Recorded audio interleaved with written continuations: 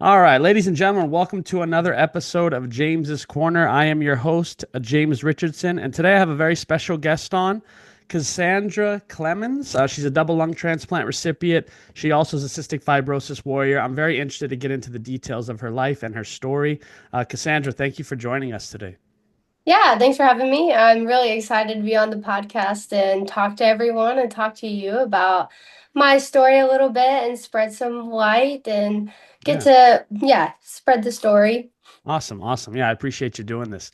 So for our viewers that don't know who you are, Cassandra, can you just kind of go into where you're from? Let's start at the beginning, if you wouldn't mind. Yeah, my name's Kassandra Klemenz. I am a 30-year-old with cystic fibrosis, and at the age of 22, I had a double lung transplant. So when I was born, I was actually diagnosed with CF before I was born because they could see on um, the pregnancy scan that my stomach was ruptured, and that was Hmm. like a huge sign that I had cystic fibrosis.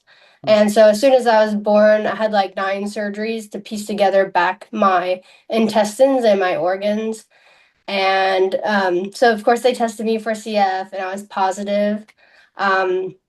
I stayed in the hospital for like 6 months after I was born, and I was in and out, constantly sick. But I also did competitive gymnastics growing up. I got homeschooled a lot for to do competitive gymnastics because I was actually pretty good at it.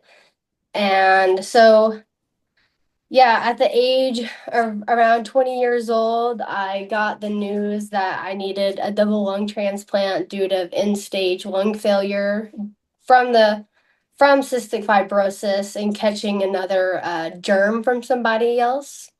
And so at the age of 22, 23, I got my lungs on January 6th, 2019, and it's been 6.5 years now, and I'm still doing pretty well. So yeah, things are going great.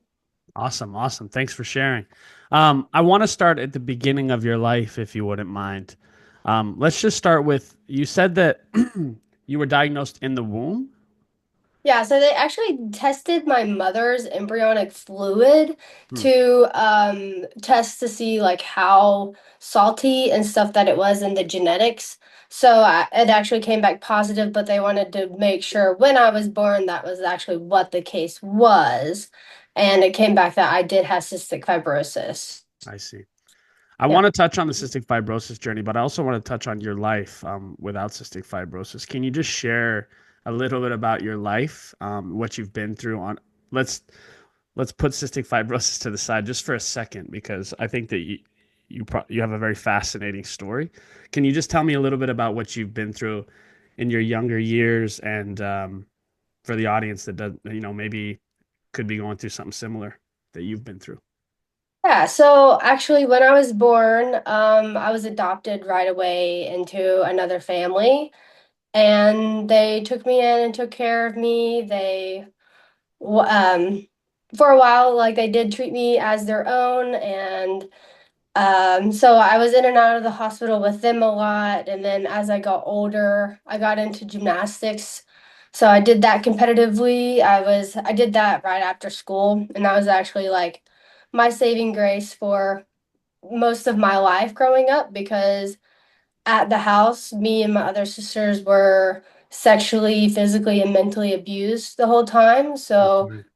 it's okay. I at least had like an escape to go to where my other sisters didn't really get that. And so I didn't have to go through the same amount as they did. But I was also like abused in training as well because it was very intense and very competitive, and that was my life. And my adopted parents made me this is what I call myself. So I was like a sick monkey, circus monkey, basically.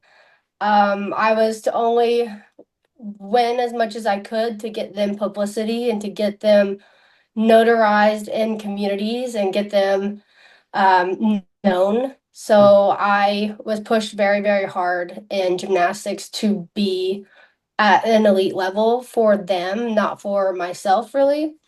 But I was also thankful for that because I am an athlete and I love to compete. I love gymnastics, but as I got older, I realized what they were doing with that. Mm. We were also raised super, super religious. We were Pentecostal. So when I wasn't at the gym, I was basically at church with my family. And then we were at church, but then also my parents were also drug addicts. So Your biological parents or your so this is my adopted parents. adopted parents? Okay. Yeah, yeah. So I actually had no idea I was adopted at the whole time. They made up stories saying that my adopted mother felt me in her stomach, and they really made me believe that I was their daughter. I look a lot like their biological daughter, so like I never really questioned it a whole lot. Mm. So they kept that a whole secret, and then basically our whole family kept that a secret from me and like my other siblings. So everyone knew in the family but me. And then even people at our churches knew, and I was like the only one who didn't. Wow. Yeah, so Okay, so I just want to I don't want to yeah. interrupt you, but I just there's a lot to unpack, and Yeah. I'd like to unpack a little bit if you don't mind, Yeah, yeah. because this is fascinating. How old were you when your biological mother put you up for adoption? So I was not even born yet. So she came down from Alaska and she was pregnant with me, and so somehow her brother and my adopted dad worked together and they conspired together to say that my adopted dad cheated on my adopted mom, so then they wouldn't have to pay all the court fees and all of the fees to be able to have me. Hmm. So then yeah. Wow. So, okay, I just want to make sure that I get this right. So, they they adopted you in the womb. So, from the minute that you were born, your biological mother was going to give you up for adoption. Is that what it was? Okay. Yes, yeah. And how did she come across these people that did what they did? So her stepbrother actually worked with my adopted dad, and they just got one of their foster children that they wanted to adopt went back to their families, and they were very heartbroken. And she had a brain issue, so like they were used to having children with issues. Right. So then I guess my uncle now and stuff, he was like saying to my biological mother, now that I know her, saying that he found me a family, that they're very Christian, that they were going to take care of me, that they have money, the guy works a great job, and that she would have nothing to worry about. And they lied to her a lot, saying that she could still see me and that she could sort of still be in my life. But when I was born, that was not the truth at all. And they basically, I mean, they took me because that was like what was agreed to. They went along with the lie that they all have created to have me, and then they cut ties with her, and I never got to see her again, or she never got to see me again. Wow. So, So I want to talk a little bit about because what you said there is very interesting because I've researched a lot of this stuff with foster care and adoption, and a lot of mhm. these because these are evil people, right? That Yeah, you were in the presence of, yeah. masking with the church and with Christianity, which Mhm. happens all the time. And I just want to get into like how it's so awful that so they pinpoint on people like let's say with chronic illness, disabilities, because you were saying that some of the other people that they adopted also had problems and things like this. Yep, yeah, they targeted, I feel like, kids that had issues. And also, my younger sister, who isn't blood related to me, she also had like mental issues Mhm. and Yeah, some stuff going on, and they adopted her as well. They never really went after healthy children. of course. Yeah, and I know that you can get money off of kids who have issues who you adopt, and I think it was a money thing. Yeah, and probably some other sick things too. Yeah. Yes. So this is a man and a wife, a husband and a wife that adopted you and your sister, you're saying? Yeah, so she wasn't my biological sister. They adopted her 2 years after Gotcha. me. So this is your foster sister in a way. Yeah. Okay. Yeah. And you were when you came into their custody, you were how old? I was just born. Just Like, born. Okay, so you didn't yeah. know that you didn't figure this out that you were adopted till later on in life. No, yeah, I didn't figure it out till I was around like eight, Okay. 18 or 20. Yeah, Oh, on okay. So accident. almost your whole childhood. Well, all your whole Yeah. childhood. Okay. Yeah. Yeah. Okay. So what happened between in the childhood of you being there from you were born to 18? You were telling me a little bit off camera what was happening, like a little bit like if you were to disagree with them or if you were to, find something out, they were saying that you have a demon in you and you need to have an exorcism. Yeah. So where they were super religious and very narcissistic, they would like if me and my sister ever vocalized about being sexually, mentally, or physically abused at all, the people in the church would go tell my mother and like the father, and then they would go tell the pastor, and then the pastors would then bring me and my sister in together or separately, on many occasions. And so then we would go to the church, and then they would bring in the I forget what it's called now. I haven't been in church in a while. They would bring in the men in the church. Hmm. So then they would all, and like some women, of course, who were high in the church, they would bring them in. They would start praying for us, and then they would like push us to the ground, and they would basically hold us there. And then they would pour olive oil on our head to purify us. And then the whole time they would try to cast demons out of me and my little sister because we apparently had demons in us. Because you were saying that you were being abused. Yes, because they made it out to seem that we were the crazy ones because we were the adopted ones that they were saving and Mm. that we were just crazy and it had to be from the people that they adopted us from. That's why we were like that. Oh, I see. So it's so Yeah. interesting to me too, because what denomination did you say? You said Pentecostal? Yeah, we were Pentecostal. Can you Yeah. just explain to the audience what that is? Um, If you know. Yeah, yeah. So it's sort of like they speak in tongues. Hmm. They usually don't believe in really cutting your hair. You mostly wear skirts for the Hmm. most of it. Like we didn't really follow that part that strictly actually. Like what is said in the Bible goes, like you do not go against it. If you are a child, like you will be punished. Um, it It is one of the snake handling churches where they believe, if a rattlesnake or a venomous snake bites you, that if you are right with God, that you will survive it. And so that's sort That's of, an interesting thought. yeah. So, some people did die. I wasn't there. Like we didn't go to that service, but some Wait, so they people have people getting bitten by rattlesnakes in the services? They did back then, yes. I don't think they do that Uh-huh. anymore. So like there was another church that did that we would go and visit to, and one of their elderly men did die from that. So they go to a service, they get bit by a snake, and if they survive, that means they're right with God.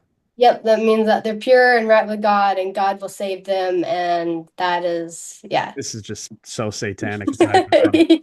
Yeah. Okay. First of all, I'm sorry for all that you're going through. That must be very difficult, and thanks for sharing because I know that's hard to Yeah. share that stuff. Okay, so it's interesting to me that the people that were the abusers and arguably the most evil are the ones telling you that you have a demon and need to be casted out. So they're kind of like just they're trying to deceive you and make you feel like you're the problem, right? Which a lot of abusers do that. They put the Mhm. problem on the child, make them think that. Okay, so after how many times did that happen where you were started to voice something and then they're like, "Oh, we got to take you to the church and hold you down and all this stuff." Hmm. I actually don't like that's actually hard to count, actually. So it's more than one time. Oh yeah, it's way more than one time, and they would come to our house Interesting. sometimes. Yeah. I got locked in a room before, and because my pastor told my mother that if I wasn't gonna behave, that so she moved the lock on the outside, and I was locked up in my room, and then she was only allowed to bring me food, and that was it. So like so they would come and do those things at like our house. I see. Okay, so this is like a demonic cult that you were involved in, but Yeah, pretending that they're Christian. pretending to be very Christian. Yeah, of Yes. course. That's how they Yeah. math. That's how normally it goes. Um, Yeah. where are these people now? So they were actually addicted to drugs the whole time, Of pain course, medicine. of course. So yeah, with all of my surgeries that I had from cystic fibrosis and everything, so I actually never took pain medicine growing up. They would always take all of my pain medicine, even after like my intestinal surgeries and everything. Wow. So we believe now that's why I have such a high pain tolerance, is because I had to deal with it and I'm used to it. So they are both actually dead now because of all of the pain medication that they took. So they died from drugs. Yes, And yeah. also, like, because I'm sure you've thought about this, but maybe one of their priorities to finding kids that with illnesses was to be able to fund their drugs and get pain medication from the children. This is Yeah. very sick Yeah. stuff, right? Like it's like Yeah. the scum of the earth. Um, okay, so let's talk about after this happened, and then you may when you were here, you were with them since you till you were 18. Yeah, so actually, because I started getting really sick when I was 18, I had to stay with them even longer than what I wanted to. And so it was like a constant issue with them taking drugs and crashing their cars. I had to go pick them up at restaurants because they fell Gosh. asleep in their food because they were high. And so What it was was this? like, Yeah. What was this? Sorry to cut you off. What was this like no, dealing with this and having cystic fibrosis? This must have been awful. yeah, I half the time I felt like I didn't want to live anymore Yeah. because it was hard to take care of myself, and then it was hard enough to take care of two grown adults. Jeez. And it was really hard too because I couldn't do everything that I could for myself at my CF clinic. So they got mad at me and they treated me pretty poorly because they had no idea what was going on at home and they thought it was just me being a problem. So they started treating me really bad.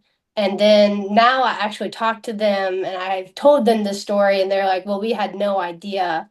That's why when I always talk to new nurses and stuff, I'm always like, you only see a fraction of what goes on in your patient's life. I was like, you have no idea what's going on, so try not to judge them before you Yeah. even know Right. half of the story. And Cassandra, because I've dealt with some things like this by myself, dealing with the illness, not trying to relate to you or anything, but just Yeah, dealing with something that is so severe, just cystic fibrosis alone, take away life. And then you have all these things on top of you. You're into this family now. You have this abuse going on. You're in like, and you're sick, and they're yeah. abusing your medication. It's just, how did you get through this? Like, what were some of the things that you did during these times when you said didn't want to live or you didn't want to go on anymore? How did you get past that?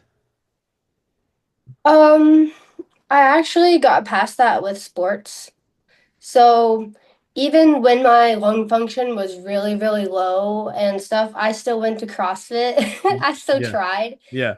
And being around those people and the like-minded people actually helped me a lot to realize like there's more to life than what I'm going through, and it was just a chapter. That's what I kept telling myself. Mm. And I'd bring my oxygen tanks to CrossFit. None of them judged me, and all of them no none of them knew my story really, but they all cared for me. And just having that community actually really helped me a lot be able to push forward. And I had really good friends at the time too, who was actually they ended up did taking me in basically and treating me really well and taking care of me. And I think it was just the community and people I had around me that actually kept me sane, knowing that life is worth more than what I'm going through at the moment. And, eventually I can have the life that I want to. And so that's what I kept dreaming of is like this life that I'm actually in now is what I kept dreaming of Wow. to get through. Wow. And you you left when you were 18? So Let's talk about how you like escaped this. I want to like if that's the right word to use. Yeah. Okay. How did this end? How did you get out of this? Let's talk about that a little bit.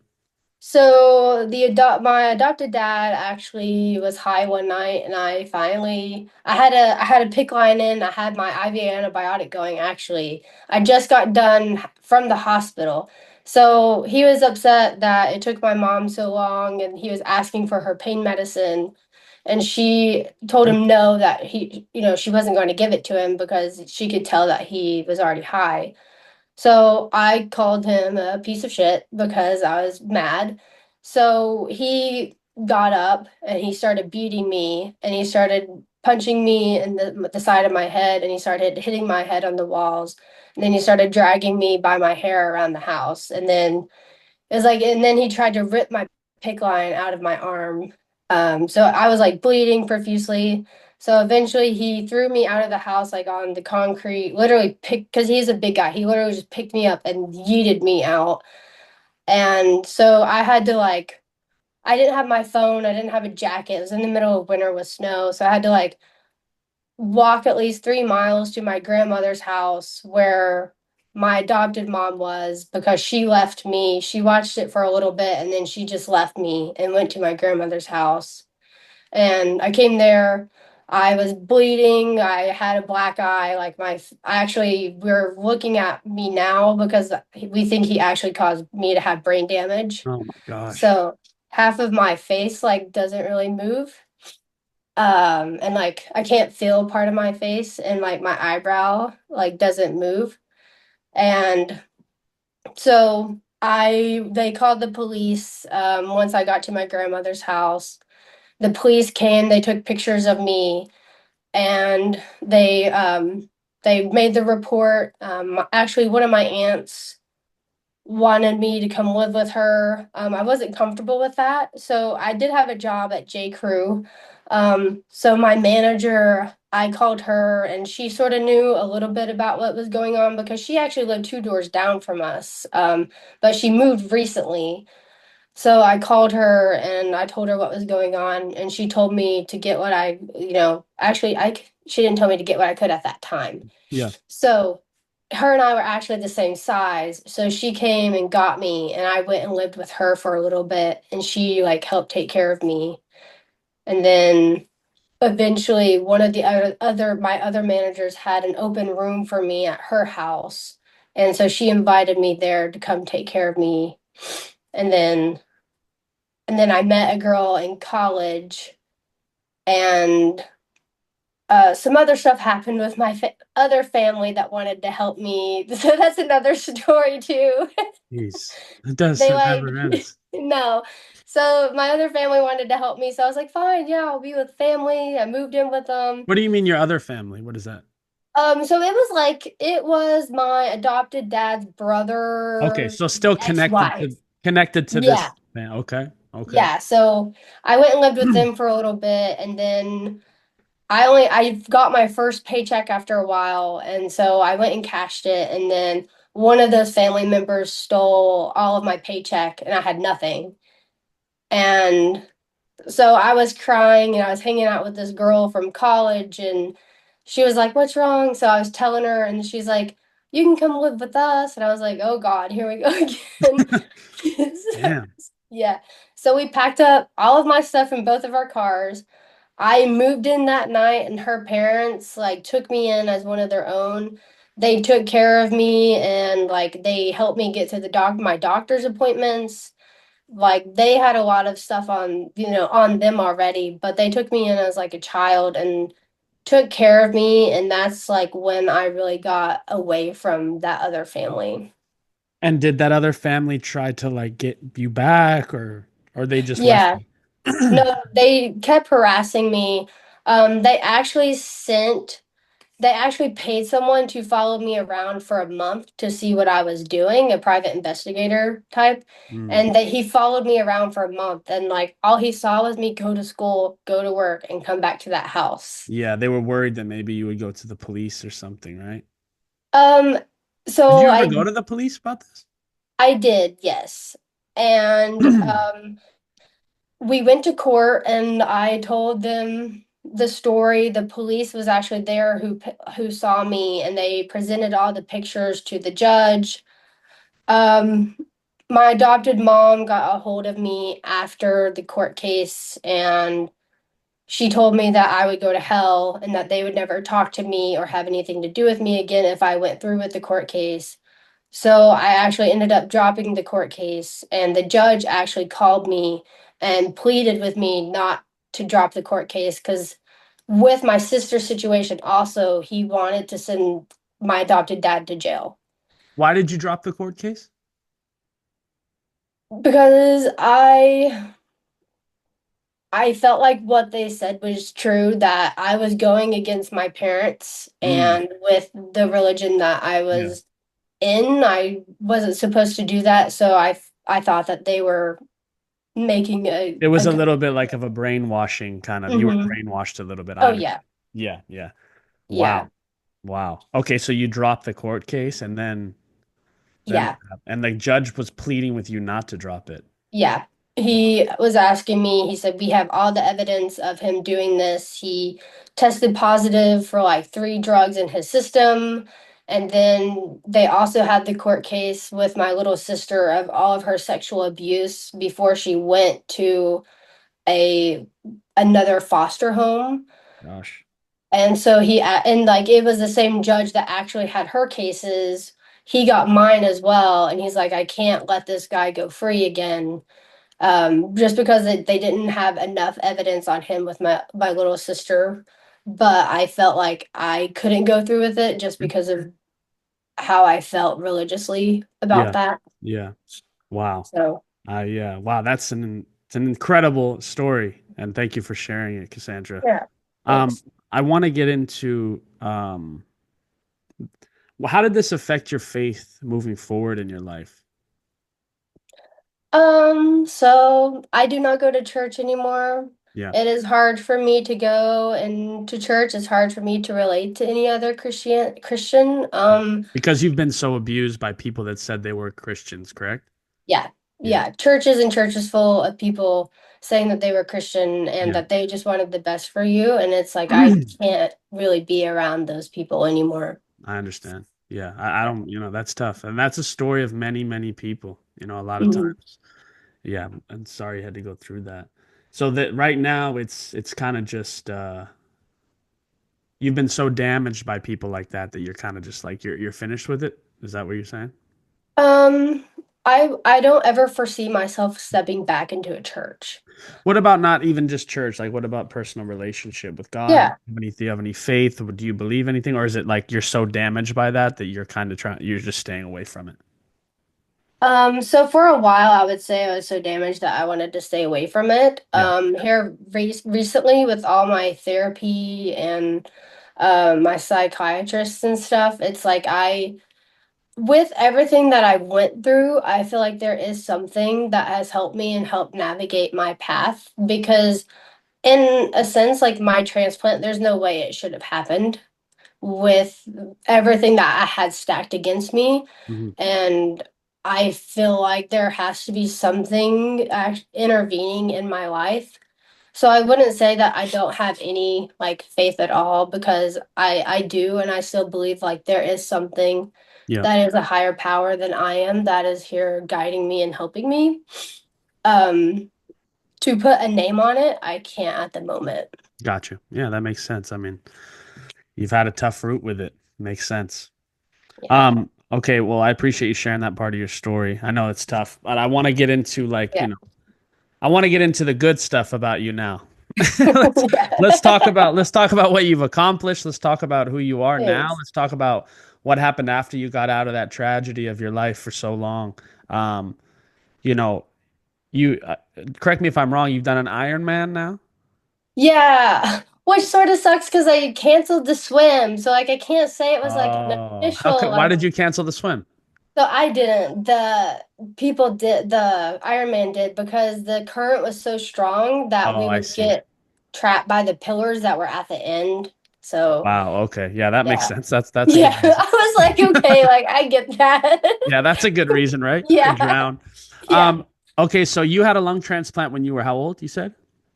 I was 22, getting ready to turn 23, that I had Okay. my double lung transplant. So after all this stuff you had to deal with in your life, now you have to have a double lung transplant. Okay. Let's talk Yeah. about the let's talk about it's just like, you know what? I just it's so crazy to me. Life is just a wild thing. And It it's is. so Yeah. unfair. It's so unfair. It's so unfair. Okay, so you have the double lung transplant. Walk us through that process of how that went. Okay, yeah. So, um, yeah, they told me I had end stage lung failure in the hospital that I was in. Um, they basically said that they weren't going to help me and that they were going to let me basically pass away. Um, I also lost my insurance because I was at like 30% lung function, and they said that I wasn't disabled enough to have any insurance. And you were So, 30% lung function? yes. Yep. What is wrong with Yeah. these people? Hold on. Okay, so they said that you would they're gonna let you pass away. That's what they said to you? Yeah, they said there's nothing else we can do to help you. We have to let you pass away. Oh And my they said gosh. that I was also a non-compliant patient because of the CF modulators. I couldn't take them. Like they made me horribly sick. And come to find out, the hospital that I went to have they found out that I am highly allergic to them, and that this other hospital was trying to force me to take them, but I couldn't. And then they labeled me as non-compliant, and because of that, they were going to just let me pass because they basically didn't want to deal with me anymore. Wow. Yeah. Okay, so yeah, because I this frustrates me because I the medical industry is just because I've been in it my whole life too. So and Yeah. obviously you've experienced the truth of some of the medical industry, not all, but the majority of the time, especially Mhm. if you're sick and you're a liability. So now all Mhm. of a sudden, so now all of a sudden your lungs are failing. You need a lung transplant. 30% lung function for people that don't know what that feels like. That's like pretty much a suffocation 24/7. Mhm. Yeah. So that's not sick enough for a lung transplant? No, so the insurance that I wasn't disabled enough to continue having the insurance. So they cut me off. Okay, so the Yeah. insurance isn't paying for the transplant, so you would have to pay out of Hmm. pocket? I would either have to pay out of pocket or do what me and my friends came up with. Okay, so let's Yeah. before you go with that, how much were Yeah. they saying that the lung transplant was going to cost you out of pocket? It was like $200,000 or something like that. Yeah. Just unbelievable. Yeah. Okay. And they said, you can fundraise. I'm Yeah, like, yeah, oh, yeah. just Cassandra, just fundraise. Yeah. Just Just fundraise. fundraise for it. You'll be all right. It's only $200,000. Yeah. They're awful. I hate them so much. But that's Yeah. beside the point. Okay, so tell me what you did to do that. You said you did something with your friends? Yeah, so I had these two friends on Instagram and they lived in Massachusetts. I, of course, got rejected by Vanderbilt because of my situation, and I had no family to help me at all. Oh my gosh. So, yeah, so one of my friends, her husband actually just passed away from a double lung transplant. She came to me and we packed up all of my oxygen tanks, all the stuff that I had, and my service dog, and we packed it all up. She drove me to Massachusetts to this other girl's house who I had never met before, and she opened up her home to me and gave me a room there. This other person, they got an inheritance from I guess one of their family members. So they helped pay for everything to help me get me up there, help pay for my room, and Wow. then yeah. They paid for the And transplant? so in a sense, Okay. yes. So they actually, Massachusetts has state insurance. So they got me on the state insurance, and then they paid out of pocket $500 a month for secondary insurance. So then the transplant would be mostly covered. Wow. Yeah. And so I left all my friends here. I left my boyfriend here to go do this because I was like, I'm going to do it one way or another with or without anybody's help. And I had these couple of people to help me, and that was about it. So I went up there. I let them evaluate me. They're like, you have to just stay in the hospital. Like, there's no way you can leave. You are deathly sick. They're like, we don't even know how you got up here, to be honest. Oh my gosh. And yeah, so I was in there for like a month and a half, and we were doing the processing. And my boyfriend at the time, now my husband, was coming up to visit me. And I didn't want him to come and stay with me to Yeah. begin with, because who wants to like move up there and their girlfriend die? Like, Yeah. Trust me. yeah, Yeah. No, that's a valid thought. yeah. And so I was just like, well, if anything happens, like he still has his place to live, a job, like he's fine. He's not sacrificing anything for Yeah. this. Yeah. So he like comes up and he's like sort of crying and stuff, and then he stays for the weekend. He leaves. I'm like typing out this like breakup message because it's like I can't deal with Man. that. And as he left, the transplant team came in and they told me that they were going to reject me because I didn't know the people who was helping me. I didn't know them long enough. And I was one of the very few patients to ever not have family be there to help them through a double lung transplant. So I was like, well, I'm, shit out of luck again. I was like, I tried my best. Damn. So yeah, I was like, okay. So then Kevin calls me and he's like crying and stuff. I was like, oh man, he was like, he's still crying. And he tells me, he's like, I'm going to sell all of my stuff. I'm gonna sell my extra car, all my bikes, all my kayaks. I'm gonna sell everything, and I'm gonna come up there and I'm gonna put all that money towards your transplant, and I'm Wow. gonna come up there and help take care of you. And I was like, oh, that's not what I had in mind at all. I was like, Wow. okay, What an incredible person. yeah, no, yeah, and like I knew he was a very good person, but like that really showed me how genuine and such a like Yeah. a heart of gold he had. Yeah. And if he didn't do that, they would have rejected me. And they all had to sign contracts for a while that saying that they wouldn't leave me, because a lot of spouses and people actually leave people after like during Yeah. and after transplants. And so he signed a contract and all this stuff. And then like he after he was there, it was another like month and a half till I got my transplant. During that time I was getting really, really sick. I wasn't allowed to leave my room. I could barely stand. Like he had to brush my teeth, he bathed me, and he took care of me basically.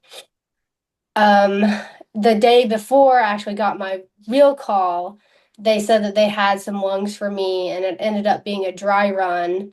They took me down to the OR, and I was like ready, excited. Yeah, I wake up and I'm like, oh, I was like, So they're you like, woke up and can you explain to the audience what a dry run is for people so that yeah, don't know? a dry run is just where you get the call for an organ, and then they, at the last minute or something, they like reject them or something's wrong with them and they don't want you to have them. Is there like during all this stuff happening, is there like a time where you're just like, what is going on? Can I Yeah. catch a break at all? Yeah, exactly. It's just like, what? Okay, Yeah. yeah.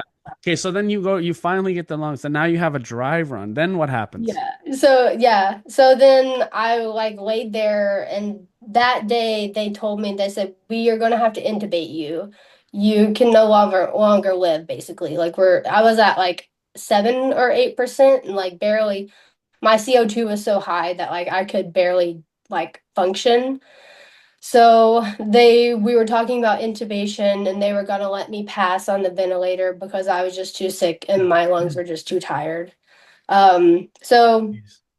I, told them give me some time with Kevin. Like, so we did some face masks for the like we were doing things for the last time. We did Oh my like God. face masks, yeah, and like, we were holding each other and crying and basically, saying our goodbyes. Jeez.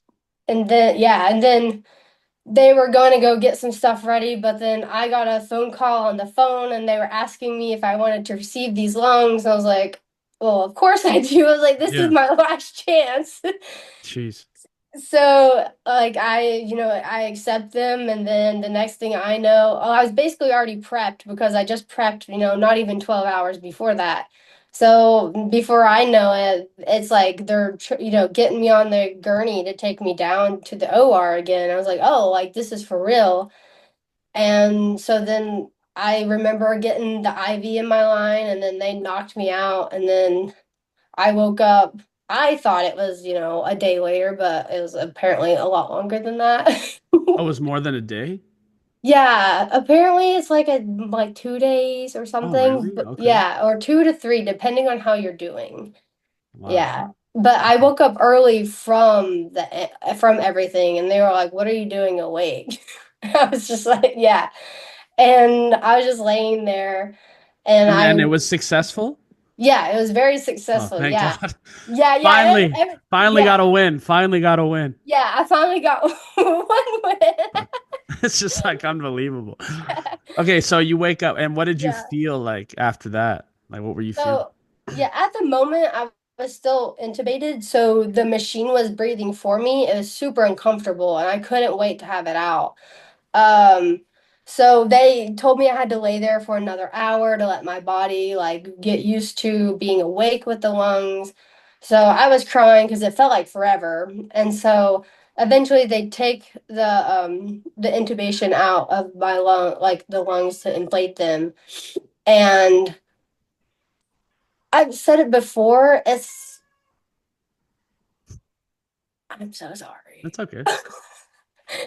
I said it before, it's like it's not like this huge gasp of air. You can still breathe so much better, but like you're so cut open and the staples and the glue, it hurts to breathe deep. But it's like I still got the deepest breath I did in like 2 years, basically, or even way before that. And after that, I apparently, so for a long time, I didn't talk because it was so much energy to talk. It just took too much out of me. And after that, I just like kept talking and kept talking. And Kevin came in and my friend, and I kept talking. They're like, "Oh my gosh." They're like, "You've had a lot to say this whole time." Well, yeah, when you can finally breathe, right? Right? Yeah. And Wow. he was like, "This is how you would like actually talk," because he met me when I was really sick. Yeah. I was like, yeah, I wanted to talk a lot, but it was so You got much a lot to say. energy. Yeah, he was like, oh my. So Wow. yeah, and then they like got me up to start walking. Oh my gosh, it was so crazy. Like I was weak, of course, but like the lungs felt so good. I just kept wanting to walk, but my legs were shaking so bad because Mm. I wasn't used to it. Wow. And I will never ever forget that feeling and it also felt like freedom, Yeah. like sort of like freedom from my past. Mm. And ever since getting those new lungs, I felt like I have had like a new life. Well, I mean, you kind of have. Yeah. And Mhm. thank you for sharing that. But Yeah. can you just touch on what your life has been like since then? Yeah. So of course I'm an athlete and I was wanting to, of course, do some things again, but I didn't know what exactly to do because like my sternum was cracked and stuff. So I started doing CrossFit at a moderate level because that's what I did before. Hmm. And I got to where I didn't really want to do it as much. So I did something I wasn't supposed to do, probably. I became like a zip line guide at like 4 months out from transplant. So I would zip around with people in trees as I'm like still healing. Wow. But it was I was like, I'm gonna live life like no other now. And Kevin was like, because he didn't know the extent of what I did gymnastics, because like I did it 8 to 5 and then got homeschooled after. So like that's all I was an athlete. Yeah. So he was like, you have to do something. You're driving me crazy. Yeah. Yeah. You got to do something active. Yeah, so he bought me a mountain bike, and I was like, I don't know about mountain biking. So we started mountain biking. And then I got actually really good at it and I started doing races. And then I started being like, I've always wanted to run. I always loved watching people run and I always wanted to run. I was like, you know what? I'm gonna try to run. So one of my friends took us out on a run and we ran like 6 miles my first time, like a 10-minute pace. And he was like, he's like, you're a liar. He's like, you run. He's like, I was like, actually, no, I was like, I don't run. Yeah. Yeah. And You're just a so, natural athlete, right? yeah. Yeah. And I do believe like that's part of it. And so I started that. So I started mixing the two a little bit, and then I ran into someone who introduced me to triathlons. And I was like, because in gymnastics, I'm used to doing five different things and working on it. So Right. like the bike and the running it wasn't enough. Mm-hmm. So Mm-hmm. then yeah, she was talking to me about triathlons. I was like, oh, I was like, okay. Yeah. So then I started swimming and I got a coach to like teach me how to swim. So now I'm basically like a full-time athlete. Like that is basically my job. Um, I train basically all day. I have like six different coaches. Wow. I am hopefully going to go to the Paralympics in 2028 due to my neurological issue that my dad gave me and the accident I had in gymnastics. Wow. I broke my back in gymnastics on the beam. And so I was supposed to go try out for Team USA, but because of that, I didn't get to. So I never got to fulfill that dream of mine. Wow. So, yeah, so now I do triathlons and I started with short distance and now I'm working my way. I did a half Ironman and then eventually I'll probably do a full Ironman and like I'm actually doing really good at them. I'm going to nationals in August for two different races. So, Wow. yeah, things are going really good. That's awesome. That's good to hear, Yeah. Yeah. because I wasn't sure. Yeah. Um, Cassandra, I really appreciate you sharing your story. Yeah. For those people that are watching, because I know we went through a lot. For those people that are watching, because your story's kind of going into like it's a little bit of a happier time now. Yeah. You went Yeah. through so much trauma and so much abuse Mhm. and so much pain. For those people that are watching from where you started to where you are now, if someone's maybe in the middle of their story trying to figure it out, what would you tell them? What would you leave them with today? I would tell them that you can always start a new chapter where you're at and you get to write that chapter and the rest of the book Mm, of what you want it to be, not what everyone else wants it to be. got you. So never give up. Don't lose hope, Yeah. even in those Hmm. tough times. Yeah. Because that will pass. Yeah, I do believe that. I do believe things will pass and there will be trauma and PTSD from it, but we have so many resources yeah, now that we can get help with it. And no, it's not going to take it away, but it can right, help you cope and deal with it a lot better. And then you can become a person that you've wanted to be right, past right. that. Yeah. How do you cope with this stuff? With the trauma, Just with everything you've been with through. everything. So I do see a therapist once a week. I also see a sports psychologist as well. She was actually a professional athlete, so I'm able to relate to her Hmm. a whole lot. At first, I was coping with the sports I was doing and not really realizing it. But it also helped me heal a lot because when you're running and swimming and biking by yourself, you have a lot to, talk to yourself about. Right. And so I feel like I got to heal myself a lot with that way, but then the deeper rooted stuff I needed someone else to help me Yeah. with. Yeah. And that's when all the therapy and the psychiatrist came in to help me with the other issues that I couldn't really figure out myself. Right. Right. Yeah. And it's very interesting to me that, because I've interviewed hundreds of people over the few years or whatever I've been doing this, 6, 7 years. And I've experienced this in my own pain, but it's interesting that you're picking some of the hardest things to do on the planet, okay? Like you're not just playing tennis, like you're doing a triathlon, Ironman, like swimming and running and biking for miles. You're picking the hardest things to do, right? Like normal people with normal bodies and normal lungs don't do Ironmans, okay? Or Yeah. triathlons, let's say. Yeah. So, does the pain that you've been through, does that motivate you in a time when like, okay, you're running and you can't feel your legs, or you're swimming or biking and you're in so much pain? do you tap into the stuff that you've been through to kind of get you to that next level? Do you tap into that? Yeah, I do. I believe that I've been through harder things than any workout that I'm ever gonna do Right. or any race that I'm ever gonna do. So it's like if I can endure what I've endured before, then I can endure this race. That's And the mentality, right? yeah. Yeah. Yeah. Mentality. Yeah. Okay, well, I think we covered a lot. I really thank you for coming on. And for the people that want to find you and reach out to you, how do we find you on social media and how do we support you and things like that? Yeah, so I have an Hmm. Instagram that I'm mostly on. It's Breathing for Adventure. I don't get to post a whole lot on it lately because like I'm training so much and like, but I'm gonna be doing more social media. I'm hopefully Yeah. gonna be starting a YouTube Okay. type channel. So that's where you can find me on there mostly is on Instagram. And then of course, like my Facebook is Kassandra Klemenz, both with the K. Okay. So double K. So yeah. Got you. Got you. And just to tell you, I've interviewed a lot of people, and your story is one of the most fascinating and powerful stories I've ever heard in my life. So I encourage you to maybe, you know, you don't have to take any advice from me, but I encourage you to maybe share it more. Maybe write a book. You could make movies and books about your life. So Yeah.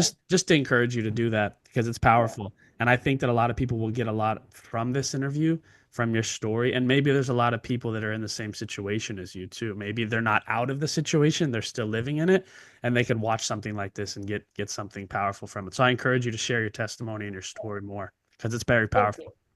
Thank Um, you for that. yeah, of course, of course. Keep it up because you've been through a lot, but people need to hear what you've been through. Okay, well, thank you guys for joining us. I encourage all the audience to subscribe and share this story with all your friends and family. Thank you, Cassandra, again for coming on. And we will see you guys all next week. Yeah, thank you for having me. Of course, thank you.